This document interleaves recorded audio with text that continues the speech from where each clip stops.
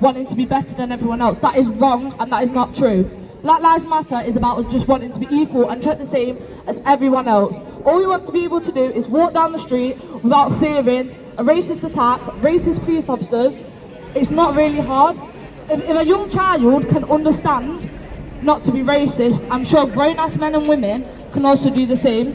Also, to all the police officers that just stand back and let their colleagues be racist, you are just as bad. And that's it, that's all I'm going to say for now. Will have been made aware of, 1,700 people have died in British police custody since 1990, 0 convictions against any of the police officers, right? And the prison population in Britain, right, it's ridiculous. Only 14% of the UK population are black or Asian, but they make up 51% of the British youth population and 25% of the adult prison population. So what the point of this is that we want to look, understand the modern racism of the police in Britain by looking at their past, their links to colonial policing and what they've done throughout their history. This is what, people at Nottingham United Against Racism are doing. So I think it'd be good, we've got loads of these, we give these out to the public if everyone wants to come up and take a chunk of these leaflets. We've got loads. On the back is promoting the next protest. On the front is talking about this educational that we can use to arm ourselves to understand what the police really do, what they really stand for, why they kill black people and why they get away with it. So I guess come take some leaflets, or I can pass them around, and try handing them out to the public so we can really get the word out about it. I just want to say that really quickly.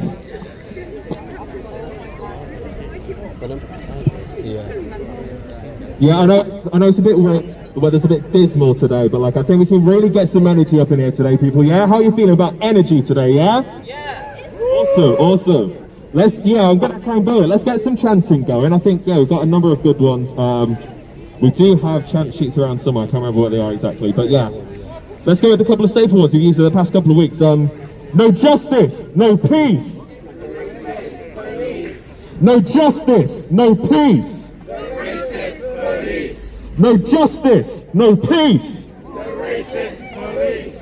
No justice, no peace. No racist police. That's great. There we go. Yeah, I mean, really do want to encourage everyone here to actually speak on the mic today. This is an open mic for everyone who wants to take a stand against racism and really start building this movement, building a group of people who can take on and actively confront what British state racism looks like in our present day realities. It's why two of our demands are specifically about the racism in the British police force. It's why we've got our discussion next Thursday at 6. Thursday at 6 on the history of the British police force and what they're doing now, because this is the information we need to arm ourselves with in order to be able to combat British state racism. So yeah, once again, encouraging people to get on the mic and really talk about British racism, state racism, and what we can do to build a movement against it. They put up and oh my god, this one's again. I feel like they talking about the banner, I feel like they put it up there because they felt like they had to, just like they felt like they had to put the Black Lives Matter banner up there.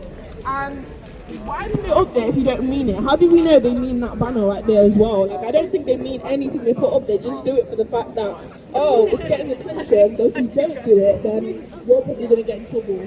But I don't think they understand getting in trouble anyway. We're angry at them and they need to understand that. They need to listen to us because we're the ones that control the government, we control the system, control everything.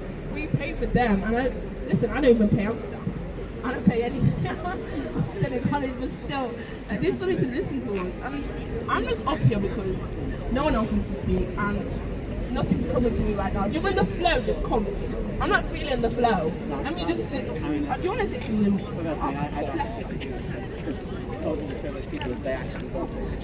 To add on to about the sign is it just shows that they really thought about it as a trend and to save their own reputation, they could have just put it above, but they got rid of it completely. It just really shows that about their reputation.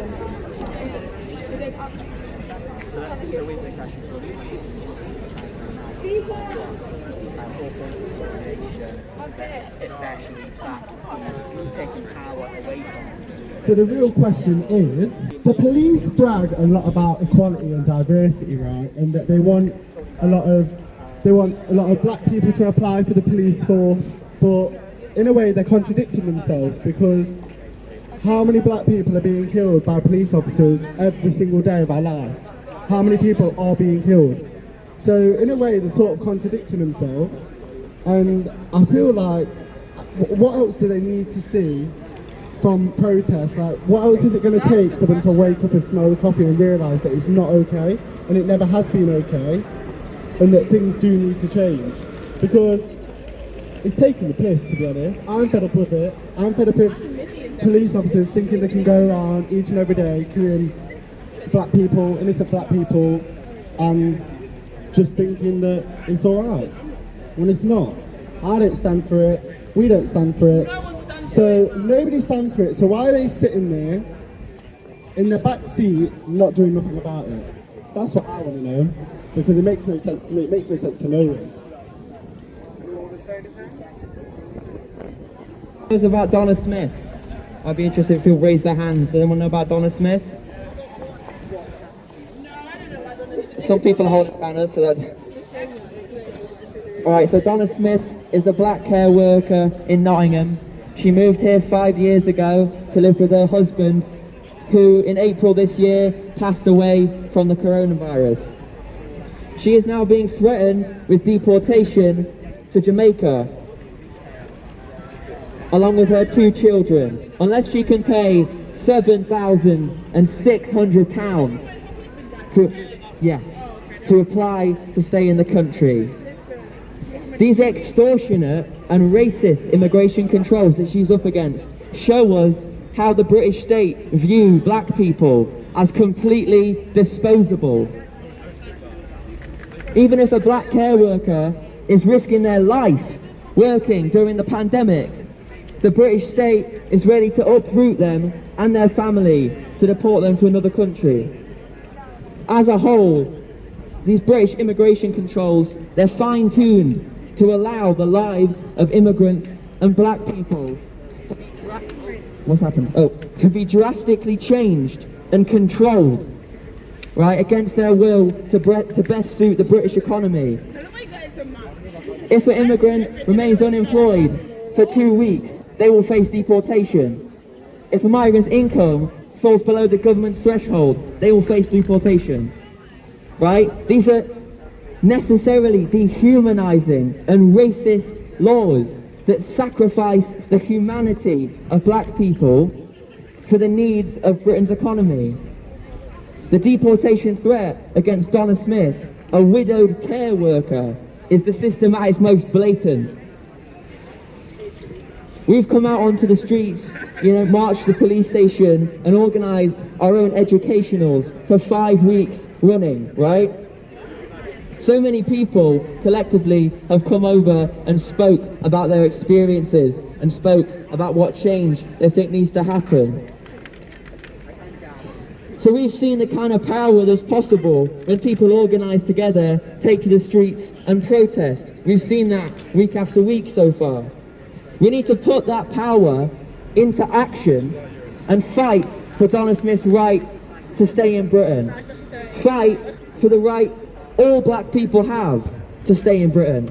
And fight to dismantle the immigration system, which justifies the presence of black people by income and employment, and treats black people with contempt.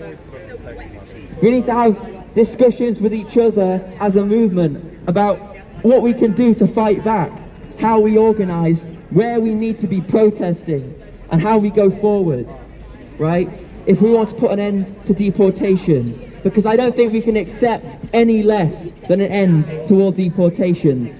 Donna Smith is one case, but there are going to be more Donna Smiths, right? Just like there are more George Floyds in America.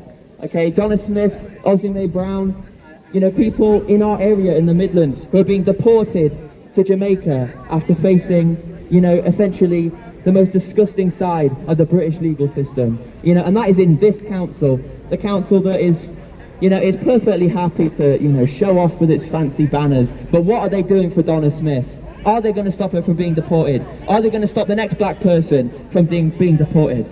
Right? And if this is how they treat black care workers, who the government have been clapping about, right? How do they treat, you know, unemployed black people? You know? I just wanted to say that, yeah.